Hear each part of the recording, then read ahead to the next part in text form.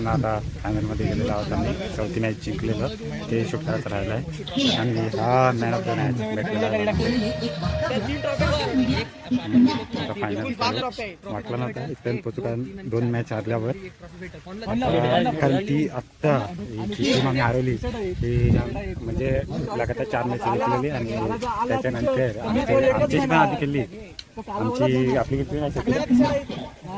चौथी मॅच होती ना, त्यांच्यावर काय दिवस असा झाला आणि ती टॉपची टीम आम्ही बाहेर काढली आता फायनल होईल. आता अजून एक आमच्यासाठी म्हणजे आमच्याबरोबर खेळण्यासाठी अजून एक टीम सध्या आहे मॅच चालू आहे.